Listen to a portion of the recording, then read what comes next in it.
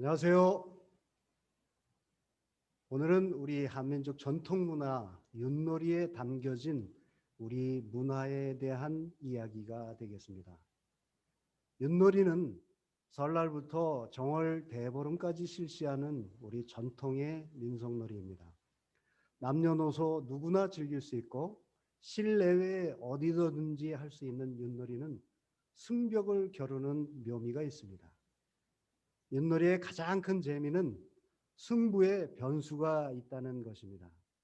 상대방을 끝까지 추격해서 한 판의 전세를 역전시킬 수 있는 승부를 알 수 없는 묘미가 있는 놀이 문화입니다. 민속놀이 중에서 가장 재미있으면서도 가장 철학적인 놀이라고 할 수 있습니다. 세계적인 민속학자 스튜어트 컬리는 일찍이 한국의 윷놀이는 전 세계에 수많은 놀이의 원형이다. 고대 점성술에 그 기원을 두고 있으며 굉장히 우주적이고 종교적이면서도 철학도 담겨져 있다. 여파는 28수의 천문과 역벽뿐만이 아니라 천부경과 역학의 수리 철학을 함축하고 있으며 더 나아가 타인과 함께 대동공생할 수 있는 우리 홍익의 이념을 담고 있으며 따라서 전 세계에 널리 펼 수 있는 인류의 문화유산이라고 학자들은 극찬하고 있습니다. 우리 한민족의 고유 철학의 정수와 한단 시대의 통치 철학이 담겨져 있는 이 윷놀이는 바로 우리 동양 철학의 핵심 화두라고 할 수 있는 오행의 방위관념, 즉 동청룡 서백호, 남주작 북현무 중앙의 위치와 칠성신앙과 삼신신앙을 들 수 있습니다. 이처럼 윷놀이는 단순한 놀이문화가 아니고 사상 철학이고 그 안에 오행사상과 삼재사상이 그대로 녹아있는 국민들을 깨우기 위한 교재로 활용된 문화였습니다.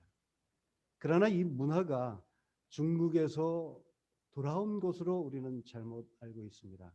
그것은 엄청난 오해이죠. 본래 우리 한민족의 문화라는 것을 알아야 됩니다. 먼저 유판에 대해서 알아보겠습니다. 유판의 원이 총 몇 개인 줄 아십니까? 네, 29개입니다. 근데 유판의 중앙에 있는 원은 천원점이라고 해서 황금, 즉 임금의 자리에 해당되는 중심이기 때문에 통상 세지 않습니다. 바둑판에서도 마찬가지 중앙의 천원점은 안 세죠.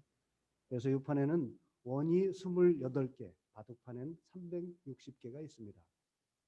그럼 유판의 28개의 원과 바둑판의 360개의 점은 무엇을 나타내는 것일까요? 그것은 각각 하늘의 28수의 별자리와 지구의 공전주기 1년 365일을 나타내는 것입니다. 28수 별자리 하면 또 우리는 중국 도교에서 들어온 거 아니냐고 묻습니다. 그런데 하늘의 별자리를 28수로 체계화시킨 것은 중국이 아니라 바로 우리 선조들이었습니다. 우리 역사 고고학에서 이를 입증하고 있는데요. KBS 역사 스페셜에 의하면 지난 2002년도 3000년의 암곽화 그 비밀이 풀리고 있다. 이 안에 그 답이 담겨져 있습니다. 꼭 보시기 바랍니다. 현재 한반도 곳곳에는 유판이 그려져 있는 바위 또는 고인돌이 많이 남아져 있습니다. 칠포리의 암곽화, 그리고 단양군의 유판바위, 수곡리의 신선바위 등 많은 바위들이 볼 수가 있고 만주 지반현에도 고구려 고분의 인근 바위 등에 이러한 유판이 새겨져 있는 것을 확인할 수가 있습니다. 따라서 이러한 유세 원형이 완성된 것은 최소 고조선 시대로 소급된다는 것을 알 수가 있습니다. 또한 28수 천문도 역시 최소한 고조선 시대에 우리 조상들에 의해서 완성시켰고 이 모습이 중국으로 전해진 것을 볼 수 있습니다. 그러면 이런 28수는 어떤 뜻이 담겨져 있을까요? 그것은 칠성신앙과 굉장히 관련이 깊습니다. 왜냐고요? 28이라는 숫자는 7이 동서남북 사방에 4개가 합쳐져서 만든 게 28이 되겠습니다. 유판을 연구하는 학자들은 북두칠성이 북극성을 돌아가는 모습을 그를 형상화한 것이 유판이라고 주장하고 있습니다. 우리나라 사람들은 예로부터 또한 칠성신앙을 믿어왔기도 했고요. 전국 명산에 또는 사찰에 가보면 삼신각과 칠성각이 있습니다. 하나는 삼신신앙을 의미하고 하나는 칠성신을 섬기는 그러한 곳이기도 합니다. 아주 중요합니다. 이것을 모르고 한국인이라고 행세하면 절대로 안 됩니다. 한글을 쓰고 한글을 말한다고 해서 다 한국인이 되는 건 아닙니다. 진정한 한국의 주인이라면 마땅히 우리 한민족의 정신은 알아야 되고 철학이 뭔지, 역사가 얼마나 깊은지, 문화를 이해하고 종교가 뭔지를 알고 주인의 역할을 다 해야 진정한 한국인이라고 할 수가 있겠습니다. 유라시아 초원제국의 샤머니즘이라고 하는 책을 쓴 박연길 박사에 의하면은 과거 실크로드상에 있는 국가들, 즉 몽골, 터키, 위구르, 여진, 우리 한국을 포함한 이런 국가들에게는 굉장히 공통된 문화가 있다. 그 대표적인 문화가 3과 7에 해당하는 이러한 37 문화다라고 얘기를 합니다. 그 첫 번째가 바로 음양사상의 태극문양을 사용한다는 것입니다. 두 번째는 삼수문화입니다. 부모님이 돌아가시면 3년상을 치르고 좌우현 제도가 있었습니다. 과거 단군 시대에도 마한변한 진안이 있었고 천주교에서도 성부, 성자, 성령을 모시는 그러한 의례가 있죠. 또한 징기스칸이 큰 행사에 앞서서는 태양에 향해서 세배하는 그러한 의식이 있었다고 합니다. 다음은 오수문화로 오방신장이라고 얘기를 합니다. 동서남북 중앙까지 해서 오방의 신장을 뒀고 또한 오방색을 각 방위에 색을 부여했으며 이를 사방관념을 두었고 단군시대에는 오가에 무리를 뒀다고 했으며 고구려는 5개의 행정조직으로 오부족을 나눴습니다. 그 이름이 연마부, 계로부, 소로부, 전로부, 관노부였습니다. 이러한 명칭은 몽골어에서는 동서남북 중앙을 각각 상징한다라고 얘기하기도 합니다. 몽골어로 오른쪽, 바른 쪽을 뭐라고 부르는지 아십니까? 잘 모르시겠죠? 우리랑 똑같은 말을 쓴다고 합니다. 오른쪽, 바른 쪽 이렇게 말을 한다고 해요.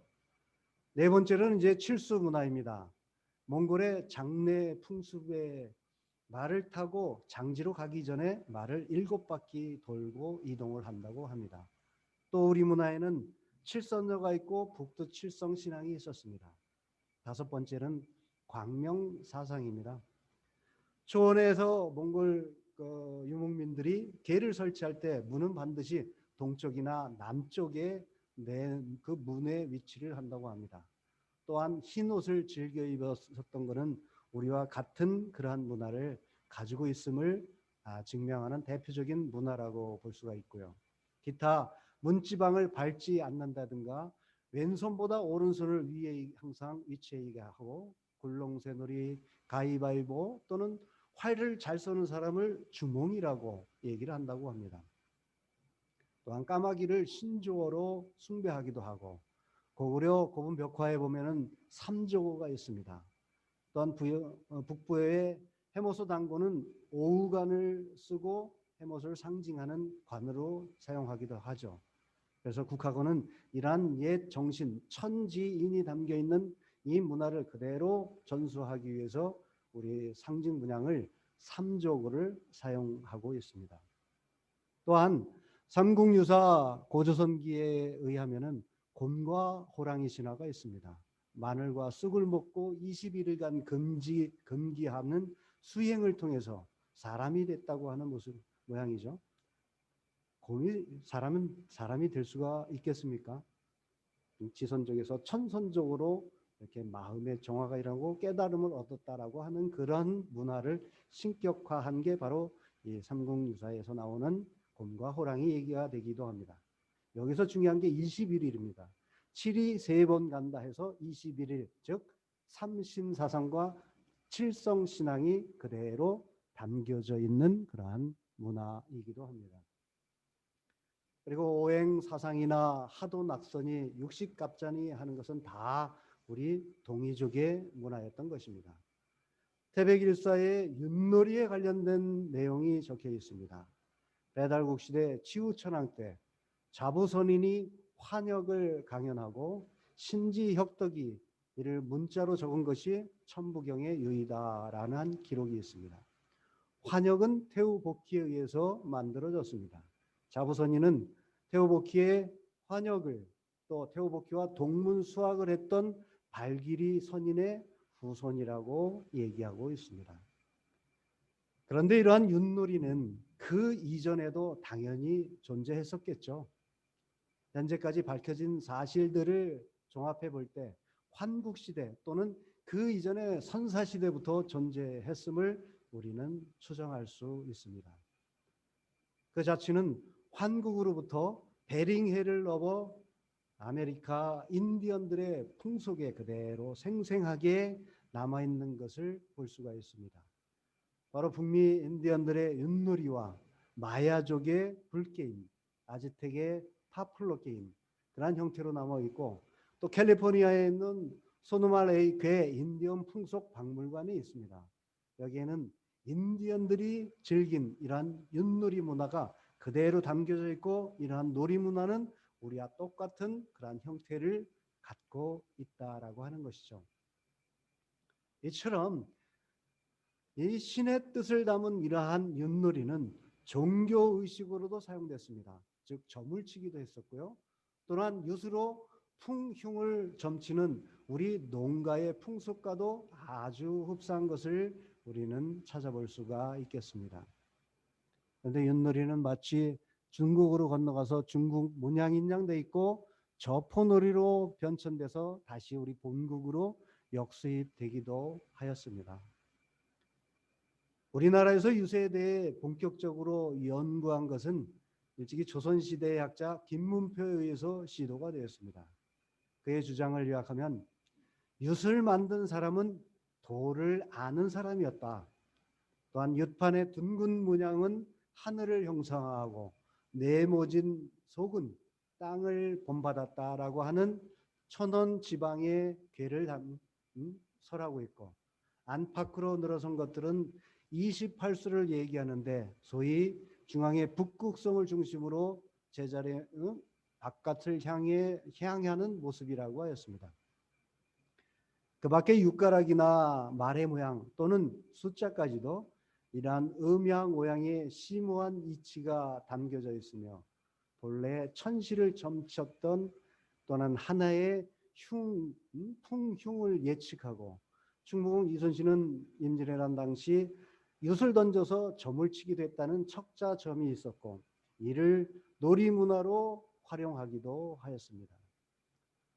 복부역에 의하면 이세당군 모리스 임금 때에는 경향분수다 해가지고 분수라고 하는 법을 세워 당시 중앙 수도는 천황이 직접 수비를 총괄하였고 지방은 4갈래로 주둔하는 것이 마치 윷판의 4개와 같은 형상이다라는 것을 볼 수 있습니다. 그래서일까요? 이러한 윷놀이에 쓰는 도계 걸윷모는 고조선 시대 또는 부여의 마가조가 우가 양가의 오가에 의미하는 그런 의미들이 그대로 일맥상통하는 것을 볼 수가 있습니다. 따라서 윷놀이는 단순한 놀이가 아니고 우리 민족의 하늘 사상을 그대로 나라의 통치 체계로 접목시켰고 또한 이를 군사 전략으로 만들었고 이를 놀이 문화로 전승시켜서 군왕으로부터 백성에 이르기까지 이를 통해서 하나의 시스템을 공유하는 우리 조상들의 지혜가 살아있는 또한 숨결을 느낄 수 있는 그러한 민속 놀이라고 할 수가 있겠습니다. 이제 이러한 놀이를 통해서 우리 각 가정에서 그냥 단지 윷을 통해서 승부를 겨루는 그러한 전통 민속놀이가 아니고 하늘과 우주관 그 안에 담겨 있는 철학을 서로 공유하면서 함께 아우를 수 있는 그러한 공생의 문화를 우리는 접하는 그러한 시간이 되면 좋을 것 같습니다. 이상 윷놀이에 담겨 있는 우리의 전통 문화 이야기를 마치겠습니다. 감사합니다.